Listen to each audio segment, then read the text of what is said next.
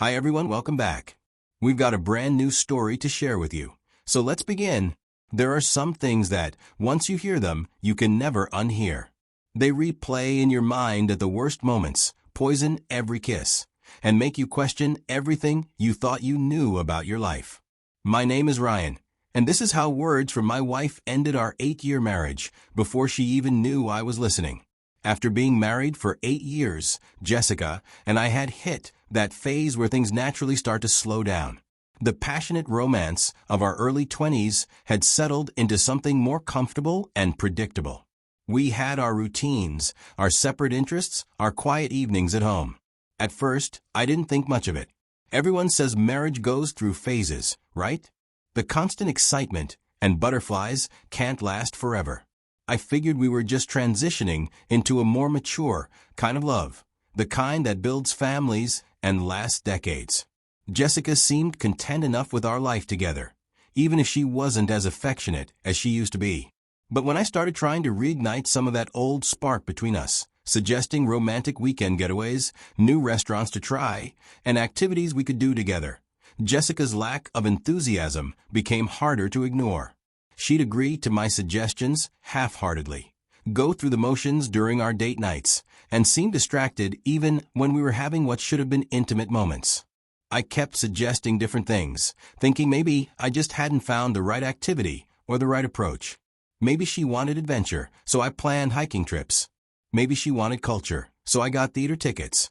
Maybe she wanted relaxation, so I booked spa weekends. But nothing seemed to spark any genuine excitement or interest from her. Jessica would smile and say yes to my suggestions, but there was something missing in her responses.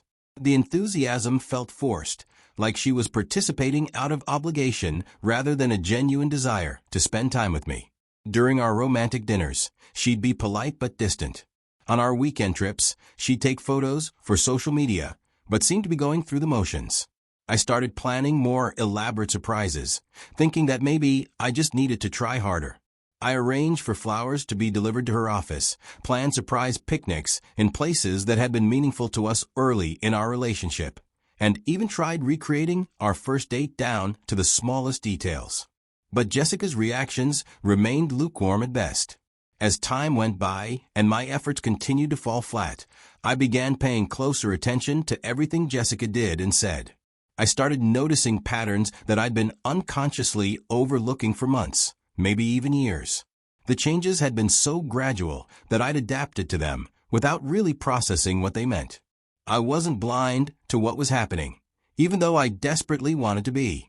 I'd been noticing things that made me uncomfortable, but that I kept pushing to the back of my mind because dealing with them felt scarier than pretending everything was fine.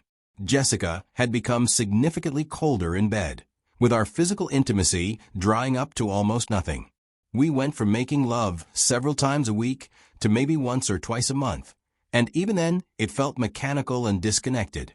She'd participate, but without the passion or enthusiasm that had once made our physical relationship so satisfying. Even the casual physical affection had disappeared. Those small gestures had gradually stopped happening. When I tried to initiate them, Jessica would respond, but the hugs felt obligatory, like something she was doing out of habit rather than genuine affection.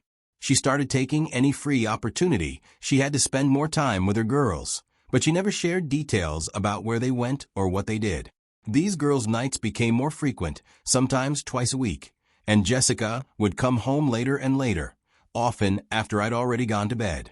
When I'd ask about her nights out the next morning, Jessica would give vague answers without mentioning specific places, conversations, or even which friends had been there. These outings seemed to energize Jessica in ways that our time together didn't. She'd come home in good moods and seeming more alive than I'd seen her in months. It was painful to realize that spending time away from me made my wife happier than spending time with me. When Jessica was eventually at home with me, her phone became a constant barrier between us. It was always face down on whatever surface she'd placed it on, and she'd immediately grab it when it buzzed. She'd angle the screen away from me when typing responses, or she'd take the phone into another room to answer calls. If I happened to be nearby when Jessica was texting, she'd stop mid-message and wait until I left the room. The secrecy around her phone communications was obvious and hurtful, but I didn't know how to address it without seeming controlling or paranoid. All of these behaviors individually could be explained away, but together, they painted a picture that I was terrified to acknowledge. I kept pushing these thoughts away because confronting them felt scarier than continuing to live in denial. What if I was right about what these signs meant? What if Jessica was already emotionally checked out of our marriage? What if there was someone else? The possibility of having to face any of those realities felt overwhelming. So instead of addressing my concerns directly, I began burying myself in work to kill time and avoid thinking about what was happening at home. This meant that I started staying longer at the office, volunteering for extra projects, and finding reasons to work late even when I didn't need to. Working late became my way of avoiding the painful reality of coming home to a wife who seemed increasingly uninterested in spending time with me. If I stayed at the office until 8 or 9 p.m., I could come home, eat a quick dinner, and go to bed without having to navigate the awkward conversation and forced intimacy that had become our evening routine. But even while I was avoiding confrontation, I still felt like I could just show Jessica enough care by doing thoughtful things. She would realize how much she meant to me, and things between us would get better. I convinced myself that her distance was temporary, and that the right gesture or surprise would remind her why she'd fallen in love with me in the first place. I thought that if I could just be thoughtful and considerate enough, Jessica would remember why we'd gotten married and would want to reconnect with me. When none of these small gestures seemed to make any difference, I decided to try something bigger. I spent weeks learning how to cook Jessica's favorite dish from scratch, a complex Italian pasta recipe that her grandmother had taught her years ago, but that she rarely made anymore because it was so time-consuming.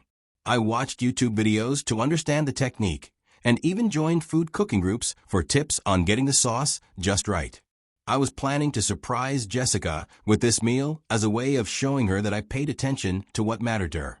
And this gesture would probably create room for us to have a real talk about our situation. I decided Thursday evening would be perfect. I had decided to leave work early so I could stop by the grocery store, get all the ingredients, and have everything before our time for dinner. I was excited about my plan and felt more hopeful about our relationship than I had in months. I imagined her face lighting up when she realized what I'd done, and I pictured us having the kind of intimate, connected evening we hadn't shared in far too long. When I got to our house around 5:30 p.m., I was carrying grocery bags. I let myself in through the front door as quietly as possible because I wanted to maintain the element of surprise. I put my keys on the counter and left my shoes by the door, planning to get straight to work in the kitchen. From the hallway leading to our bedroom, I could hear Jessica's voice. She was clearly on the phone with someone. I paused in the hallway, not wanting to interrupt her call, but also curious about what she was talking about. That's when I heard her say the words that would replay in my mind for months afterward. I can't keep pretending much longer. He's a good guy, but he's just not enough. Honestly, I feel dead inside when I'm with him, she said. For a split second, I thought there was no way she could be talking about me. Maybe she was discussing a friend's relationship or a coworker situation. My brain refused to process that my wife was describing our marriage and her feelings about me in such devastating terms. But then Jessica said my name. She said, "Ryan tries so hard, but it doesn't matter. I just don't feel anything anymore when he touches me or when he tries to be romantic. I know I should end it, but it's complicated, you know? We have the house, our families love him, and he hasn't actually done anything wrong." The grocery bags suddenly felt impossibly heavy in my hands. My chest felt like it was caving in. Most people think they'd explode in a moment like that, storm into the room, demand an explanation, or start shouting about betrayal and lies. But the reality of shock is that it makes you go completely quiet. Your body shuts down all the non-essential functions and focuses entirely on just processing what you've heard. I could hear Jessica's voice continuing her conversation in the bedroom, but I couldn't focus on her words anymore. I realized that I didn't want Jessica to know I was there because I couldn't face her in that moment, couldn't pretend that everything was normal, and couldn't have the conversation that would inevitably follow if she discovered I'd been listening. I needed time to process what I'd heard before I could figure out how to respond. So I quietly put my keys back in my pocket, left the grocery bags and my briefcase where I set them down, and back toward the front door. I managed to get outside without making any noise. I stood on our front porch for a moment, lost in thought. I'd been trying so hard to show Jessica how much I loved her, not realizing that she felt dead inside when she was with me. A couple of minutes after I'd left the house, Jessica probably finished her phone call and discovered the grocery bags and my briefcase sitting in the hallway. She must have realized that I'd come home and then left again without saying anything, which probably seemed strange enough to warrant checking on me. She sent me a text message asking where I was and mentioning the groceries in the hallway. The message read, "Hey, babe, I saw the grocery bags by the door. Where did you go?" I read the message immediately, but I couldn't bring myself to respond.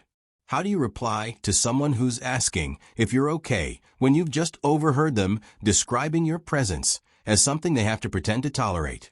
How do you act normal with someone who's just told a friend that they feel dead inside when you touch them? After about an hour of not hearing back from me, Jessica began calling. I could see her name on my phone screen, but I couldn't answer. I wasn't ready to hear her voice or to have a conversation that would require me to pretend I didn't know how she really felt about our marriage. I spent that Thursday night at my friend's house. He could tell something was seriously wrong, but I wasn't ready to talk about what I'd heard. I told him that Jessica and I had had a fight and that I needed a place to stay for the night. He offered me his guest room and didn't push for details. Throughout the evening, Jessica kept blowing up my phone with texts and calls. She had no idea what might be wrong or why I wasn't responding to her messages. Her texts became increasingly concerned and frustrated. "Ryan, please call me back. I'm worried about you. This is like you to just disappear. What's going on? Can you at least let me know you're safe?" The fact that Jessica was acting innocent and concerned made the whole situation even more painful. She was genuinely worried about my well-being while simultaneously describing our marriage as something she could barely tolerate. The disconnect between her public concern and her private feelings was devastating. I didn't reply to any of her messages that night, not because I was trying to be strong or to punish her, but because I literally had no words. I lay awake all night, wondering what comes next. By the next morning, I knew I had to say something to Jessica, but I didn't know how to handle the conversation. I needed her to know that I'd heard her, but I also needed to protect myself from further hurt. So I finally sent a text message that was short and to the point. "I heard everything you said about me and our marriage. I'm done." I didn't elaborate or explain what I'd heard or when I'd heard it. I just wanted Jessica to know that I knew the truth about how she felt. Jessica's response was immediate and panicked. She went into full damage control mode, sending me a series of messages trying to minimize what she'd said and convince me that I'd misunderstood. She claimed that she'd just been venting to her friend and that her words didn't reflect her true feelings about our marriage. "Babe, it's not what you think," she texted. "I was just having a bad day and saying things I didn't mean. Please come home so we can talk about this." Then, "You're overreacting by ignoring me yesterday. I say stupid things when I'm frustrated, but you know I love you." Jessica's attempts to downplay what she'd said only made things worse. The idea that describing our marriage as something she had to pretend to tolerate was just venting was insulting to my intelligence.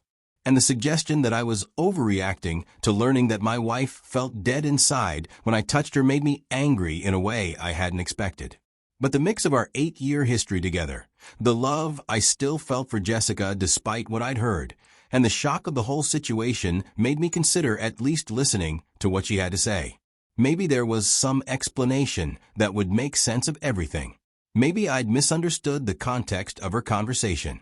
Against my better judgment, I decided to go home and let Jessica talk. I told myself that I owed it to our marriage to at least hear her side of the story before making any permanent decisions. We'd been together for 8 years. Surely that deserved more than a text message breakup based on one overheard conversation. When I got home Friday evening, Jessica was waiting for me with what seemed like a prepared speech. She apologized for what I'd heard and tried to explain that she'd been going through a difficult time, not understanding herself emotionally. But the things she said didn't reflect her true feelings about our relationship. Her excuses sounded convincing, as she claimed she was in a phase of finding herself and figuring out what she wanted from life, but that she did love me and wanted to work on our marriage. She said that the distance between us had been her way of dealing with some personal issues, and that she hadn't meant to shut me out or make me feel unwanted. Jessica talked about how marriage was hard work and that everyone went through periods of feeling disconnected from their spouse. She said that her conversation with her friend had been her way of processing those feelings, not a reflection of her actual intentions about our relationship. During our conversation, I told Jessica about my fear that she might be cheating on me with another man. I explained that her secretive behavior, her lack of interest in physical intimacy, and her frequent nights out with friends had made me worry that there was someone else in her life. Jessica promised that nothing like that would happen and that there was no other man. She swore that her girls' nights were just her way of having some independence within our marriage. She said that she understood why her behavior had made me suspicious, but that she'd never been unfaithful to me. By the end of our conversation, I felt somewhat reassured. Jessica's explanations weren't perfect, but they were reasonable enough to give me hope that we could work through our problems. We agreed to try harder to communicate with each other and to make our marriage a priority. That night, we even made love for the first time in weeks. But it didn't feel like it used to. I couldn't stop thinking about her words about feeling dead inside when I touched her.